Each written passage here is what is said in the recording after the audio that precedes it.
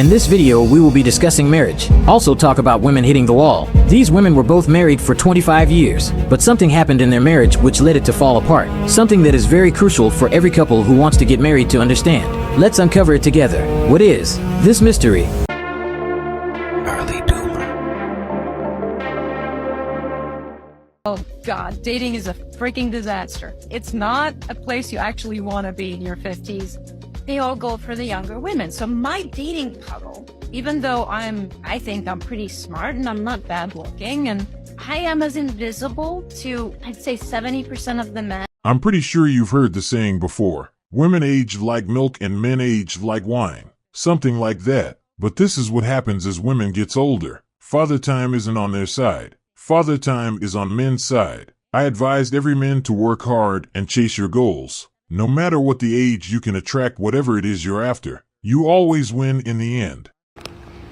At 47 years old, after 25 years married, I found myself divorced. You guys, I thought it was over. I sat there for 6 years focusing on getting my kid into high school and never dated.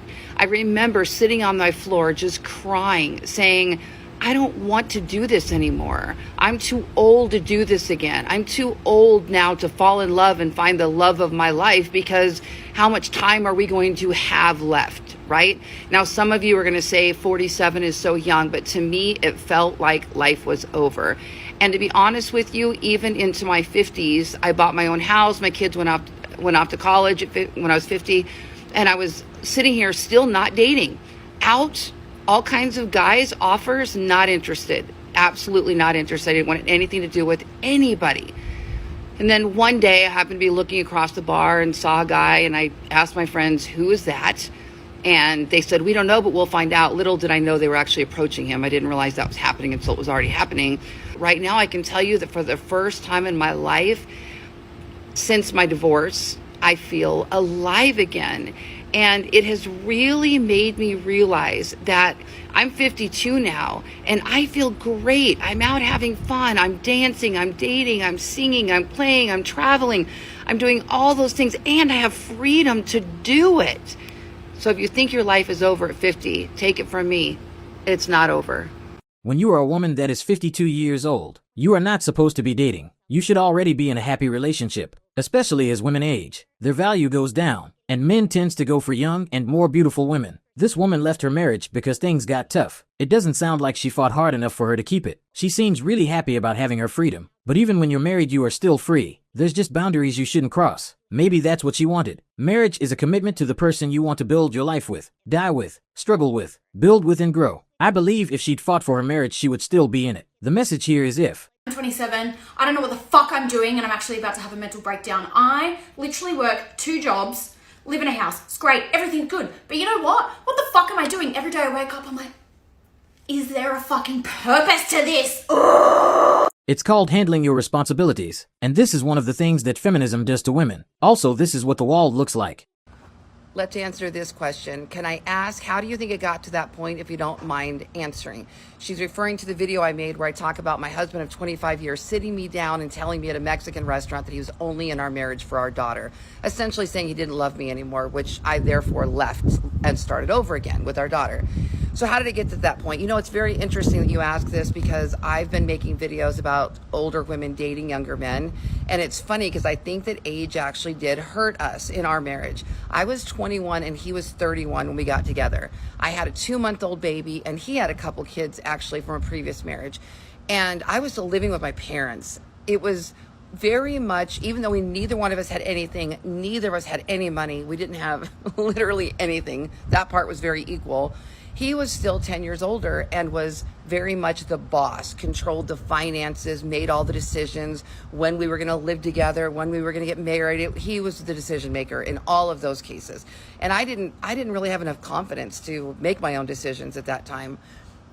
What happened though was we got together and I started really helping him build a business that he had a license for, but really wasn't doing anything in. So I applied all of my marketing to his business. The business took off. Between my marketing and his sales, we skyrocketed. We made $1 million our first year. We were the #1 catering company in all of Las Vegas for decades. It was a really big deal. But what happened was, as that time went on, I started establishing myself. I started building my own confidence, my own identity. Eventually, we wound up getting into real estate, and I became a teacher, trainer, and started coaching and speaking on real estate and on marketing. And then that turned into me speaking about affiliate marketing and making 6 figures as an affiliate marketer.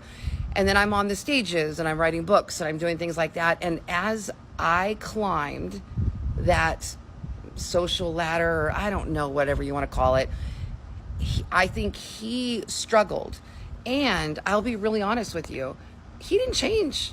He didn't change at all. I don't think in the entire 25 years he ever changed. He was the same guy he was when we met, and that was a problem.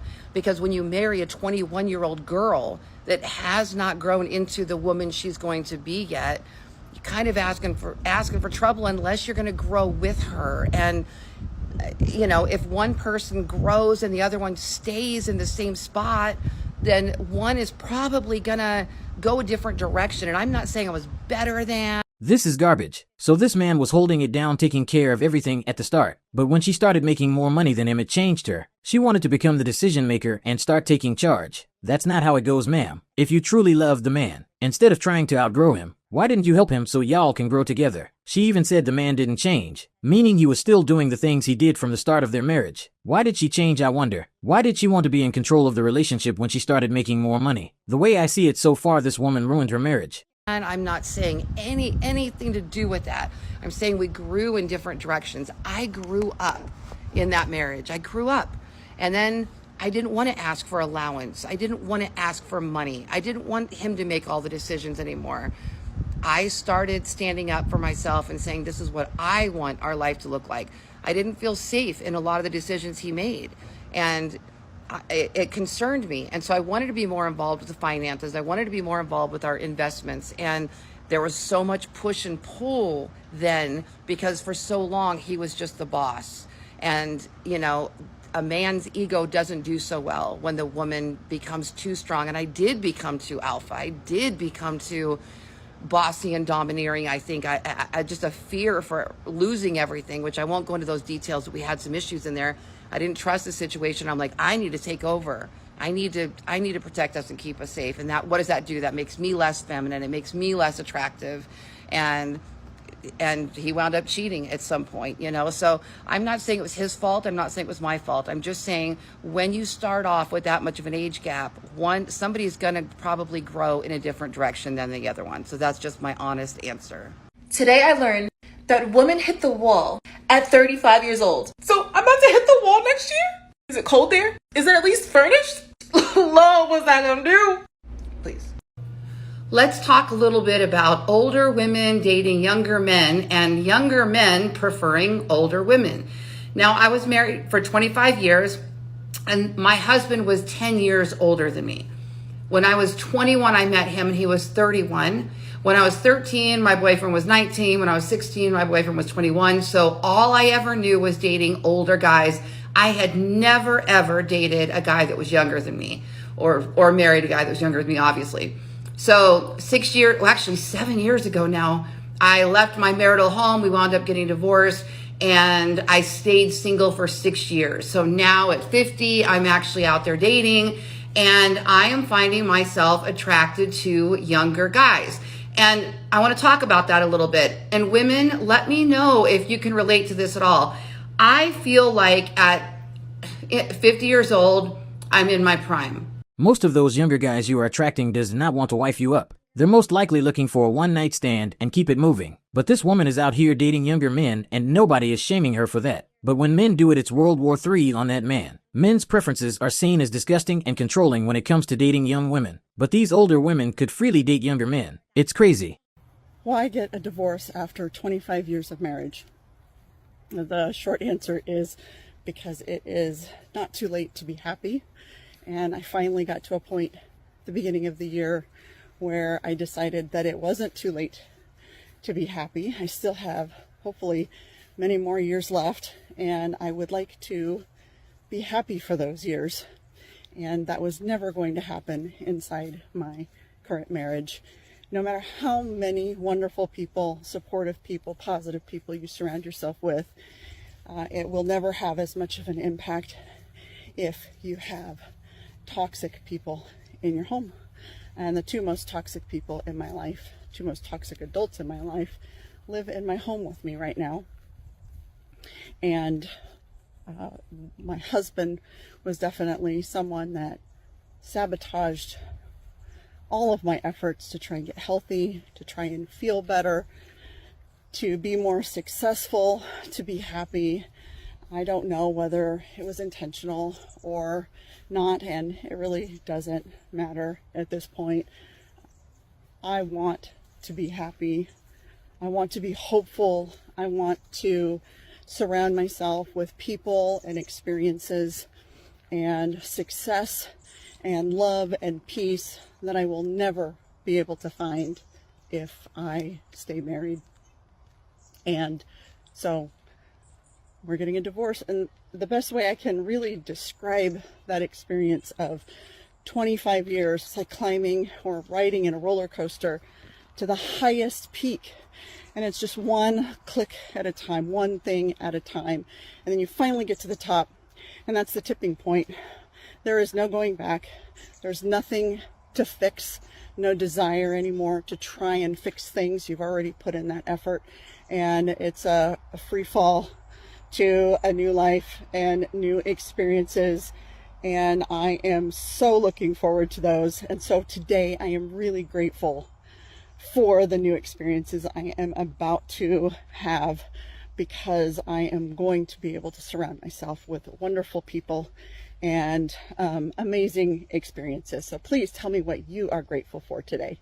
There are times you're not going to be happy in your marriage, just like you're not going to be sad all the times. That's why you talk things out. If you leave your marriage because you're not happy, then you should not get married, because you're not going to be happy all the time. Marriage isn't just about happiness. With the right person, it can also be a peace of mind for the both of you. I think that builds a strong marriage. But even strong marriages break down sometimes. That's why communicating, understanding, and staying committed to your marriage is very important. If you keep searching for happiness, you're going to keep searching until you can't anymore. I was a pastor's wife for 20 years, and when I left that marriage, I was terrified.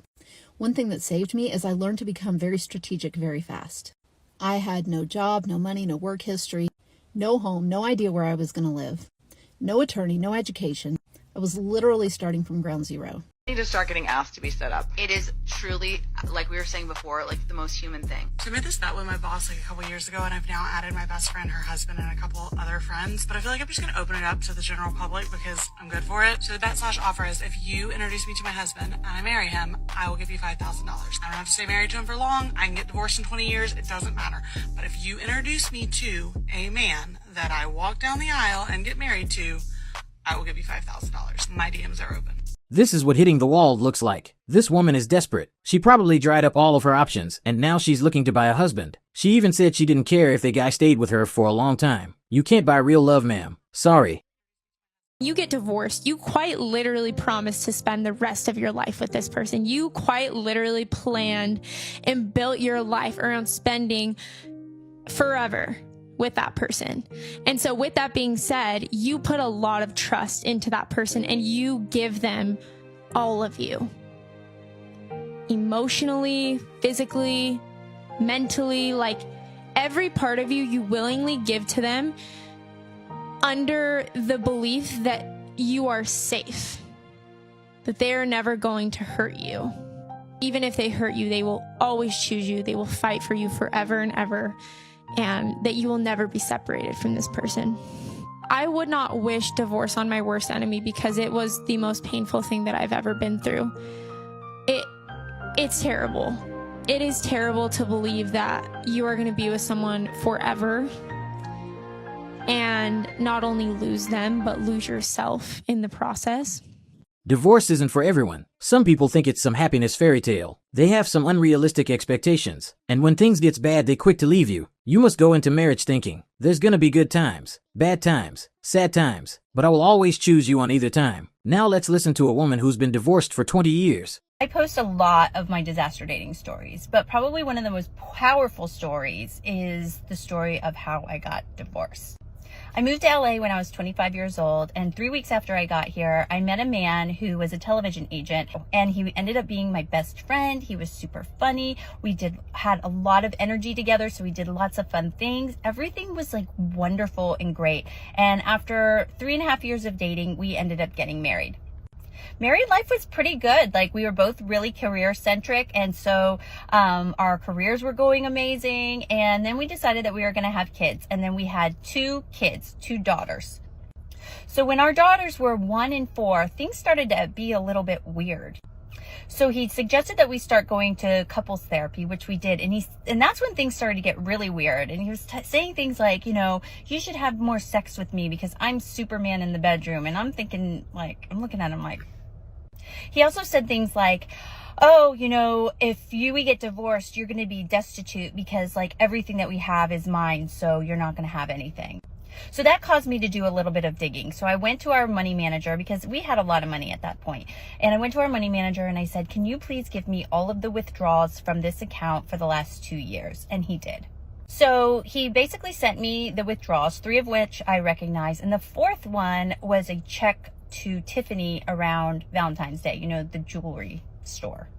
So I thought to myself, God, has he gotten me anything from Tiffany? So I checked our bank accounts, and no, he didn't. He actually got me a Burke Williams gift card, which I remember vividly because he was really pissed that I took too long when I went to go get my massage. So clearly I sent him the charge, and I was like, any idea what this is for? He replies and says, oh, we can talk about it when I get home. So he comes home later that night and he's acting super weird, and he starts packing a bag and he says, something tells me that you're not going to want to see much of me after we have our conversation.